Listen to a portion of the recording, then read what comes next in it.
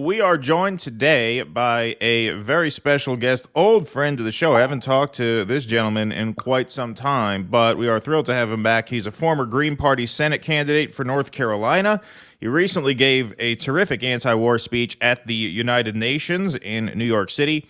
And next week, he will be traveling to Turkey to help with on-the-ground Gaza relief efforts. So there's a phrase for people like this that we use in this space. The phrase is real one, real one. We say Matt Ho is a real one. Matt Ho, thanks for being here. Great to see you again. Just got to unmute your microphone before you say hello. Thanks for the reminder. You know, we've only been doing this for how many years now? And I feel right. But good morning. Thank you for having me back on. Oh, I still text Russell Matt? before the show. Make sure you turn your mic on. Yeah. Yeah, you know, I wish I could say, hey, it's early in the morning, but it's not even that early in the morning, not for people who actually really work for a living, you know. And then it's also, too, I would do this at 3 o'clock in the afternoon, forget the turning on. So, yeah. There you go. Well, it's great to see you again. We had you on a couple of times back when you were running for Senate down in North Carolina. And that campaign got national attention because of the maneuvers that the Democrats made with their lawyers to try and get you off of the state ballot. And we just did a story a few days ago. The New York Times did a big write-up a couple of weeks ago about how they are really doubling and tripling down on their efforts to keep third-party candidates off of the ballot this year, since Joe Biden is especially vulnerable. But you recently tweeted out the following: a U.S. court has found that the North Carolina Democratic Party, DSCC, that's the Senatorial Campaign Committee, and Mark, is that Elias? That's his name, right? Yeah. He's the heavy hitter, right? He's the big lawyer, he's right? The top lawyer for the Democratic Party. His middle name must be E. That's why I was struggling with that. I was like, is it Elias? What? And I thought it was Elias. But yeah, that's the big law group. Attempted to keep my campaign and the North Carolina Green Party off the ballot in 2022 to be frivolous and without foundation, i.e., they lied about us. The court awarded damages, which the court itself has admitted was rare in these circumstances, a nod towards the Democratic Party's entry into court with, quote, unclean hands. So do you want to just give a brief background of the case, since it was a couple of years ago? A lot of people in this space followed it, but in case anybody's memory of that is a bit foggy, do you want to give a brief outline of the case and then just kind of talk a little bit more about this recent court ruling? Yeah, absolutely. Thank you. So we had a petition to get on the ballot. We did not have ballot access here in North Carolina, like most independents and third parties don't across the country. So we had to go out and collect signatures, and we did that, and we collected well more than what we needed. We collected 22,500 signatures, and we needed to collect a total of 13,865 verified signatures. Our signatures got verified by the counties, and then when we went to the state with our verified signatures, they denied us, and they claimed we were committing fraud. The State Board of Elections, which is run by the Democratic Party, was in collusion with the Democratic Party, and they simply stated that we're not going to certify you. And they made up a reason that we were committing fraud, or they said, we think you're committing fraud, and therefore we can't let you on the ballot because we think this, right? This idea that we're not going to show you any evidence, we're not going to give you any due process, but just because we think that you committed fraud, then we are not going to allow you on the ballot, right? So it's very dangerous precedent. So very similar to what the Republicans were arguing in 2020 about why Joe Biden had stolen. We won't show you evidence. We don't have any proof, but because we think it occurred, then be so, right? So it's very dangerous legal argument that both parties are utilizing. So anyway, we sued, went to federal court. We won in U.S. District Court. The Democratic Party, including the National Party, the DSCC, had intervened right away in all of this.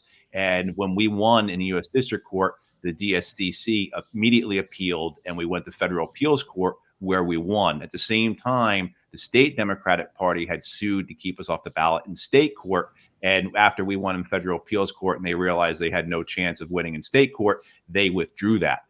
We ended up on the ballot, but at the same time, we continued to pursue for damages.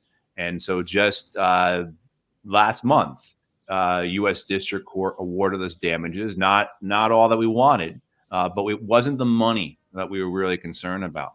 It was actually getting the court to say, yes, you were slandered, you were lied about. They essentially committed fraud to try and keep you off the ballot. And that's what we received from the U.S. District Court. This identification of the Democratic Party's efforts to keep us off the ballot as frivolous, as unreasonable, and as without foundation, which, in terms of how the court speaks, it's very clear and very forceful that they determined that the Democratic Party had committed fraud, had lied, had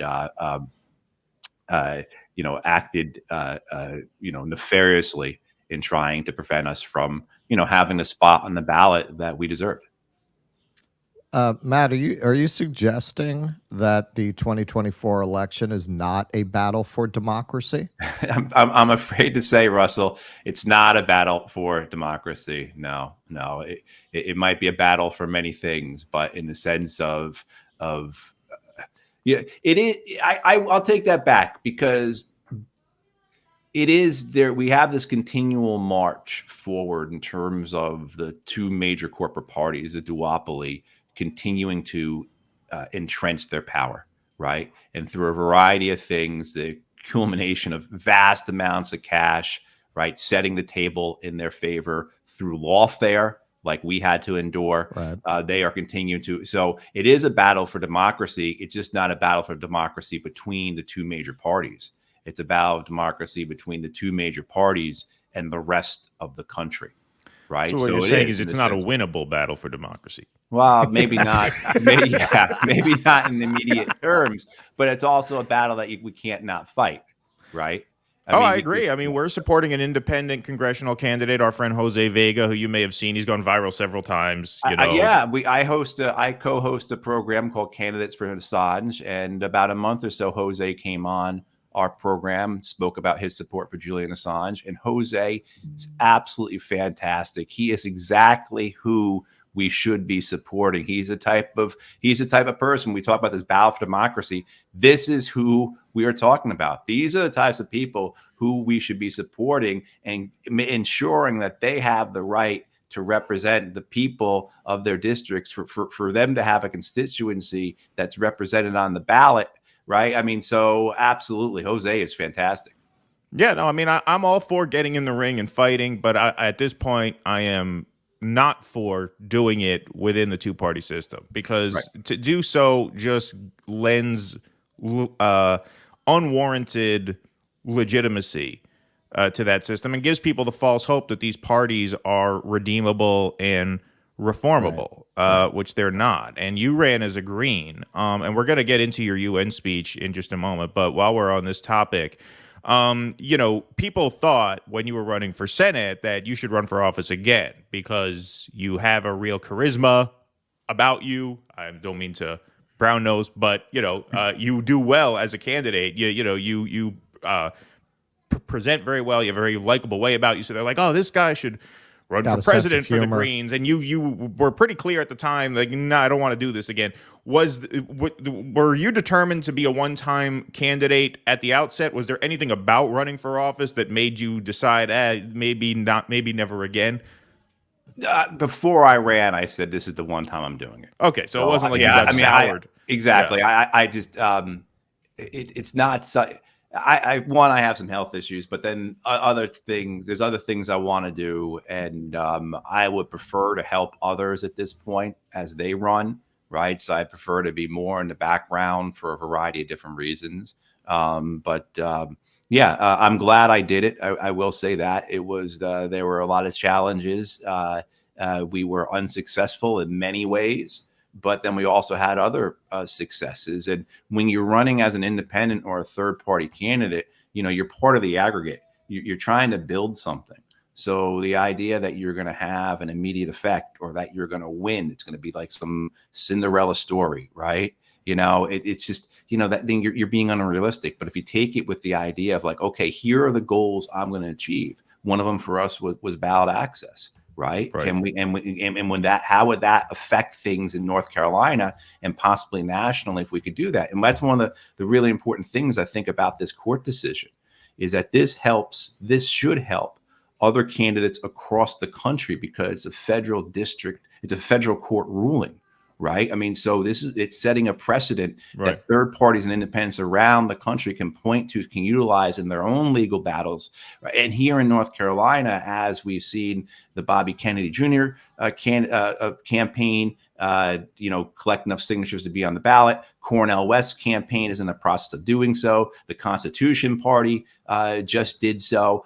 No labels. They're not going to run anyone now, but they had done so, right? So by doing what we did 2 years ago, by doing that fight, were we making it so it would be impossible for North Carolina to prevent these parties this year and these candidates this year from being on the ballot? So I think anyone who's running third party or independent, I think that's one of the things you do is you say, how can I make a difference? How can I, make that incremental gain for us? Right. So that as we advance this idea of a multi-party democracy, as we try and make it a democracy as opposed to oligarchy or however we want to describe this,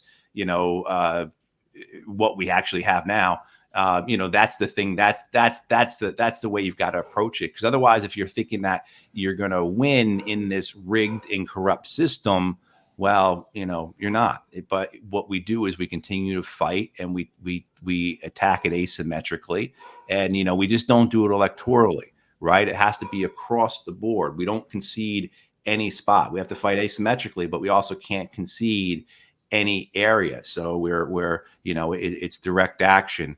It's mobilizing, it's labor, it's education and information, it's media like you guys are doing, right? So across the board, so it really is a body, and the electoral politics is just one appendage of that body. Please clap.